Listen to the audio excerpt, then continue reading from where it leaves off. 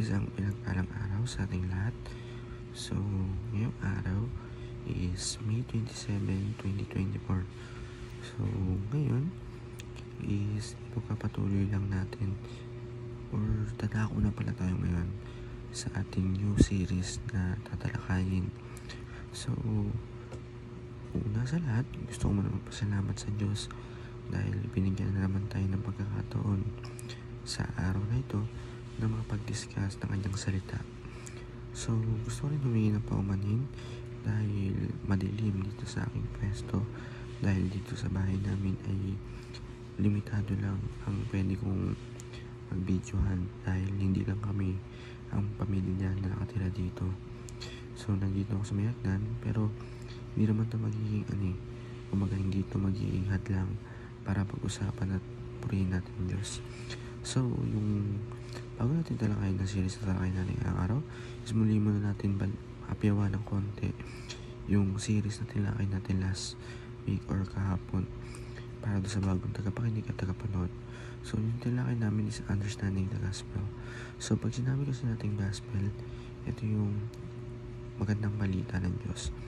Or tinatalakay natin kung yung ano nga ba yung magandang balita na binibigay sa atin ng Diyos. Yung kailangan natin malaman, we need to know.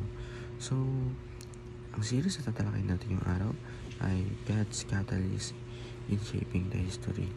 So, pag sinabi kasi natin catalyst, ito yung kumbaga ginagamit ng Diyos na parang baguhin.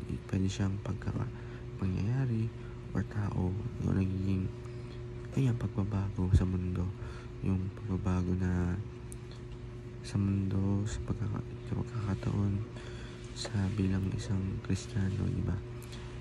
Yun, ginagamit niya. Kunyari, for example natin is hindi tayo siguro nakabuot sa kaligtayan ng Diyos, pero tayo ginagamit para i-discuss yung kanyang mga salita para sa inyong mga tagapanood or tagapakinig para lumawak yung mga kaalaman natin.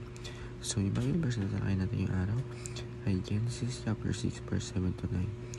So, ang sabi dito, sinabi niya, lilipunin ko ang lahat ng taong aking nilalang, lilipunin ko rin ang lahat ng hayop at mga ibon.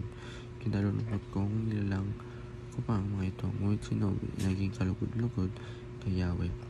Si Noe, ito ay kasaysayan ni Noe. Matupid at mabuting tao si Noe nung kanyang kapunan, namuwi siya nung kanyang kalooban ng Diyos. So, para lumawak yung ating talakayan sa ating devotion at sa ating series at dun sa Bible verse na pinasa natin is muli tayo dumako sa teaching at application. Ang una sa ating teaching, a catalyst finds favor in the eyes of the Lord. So, yung catalyst ay nagmahanap ng favor sa mata ng Diyos or doon sa nakikita siya ng Diyos. Number 2, a catalyst is a clean instrument in the hand of God. So, yung ginagamit ng Diyos para baguhin ang mundo o tayo is mabuting instrumento ng Diyos na binigay niya sa atin. Number 3 is a catalyst walking God.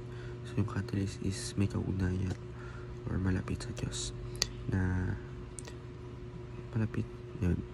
Application 6, God's favor. Hanapin natin yung favor ni God. Number 2, observe holiness. Observe ang sarili natin sa mga mundong ito, yung mga holiness or kabutihan ng Diyos. And sa last, walk with God. Yun. Magahubay tayo sa agos ng Diyos or may pag-ugnayan tayo, bumuo tayo ng relasyon sa Diyos. So, ayun lang po para sa araw na to na may natutunan tayo sa pakikinig ng ating talakayan at may natutunan tayo. And God bless to all.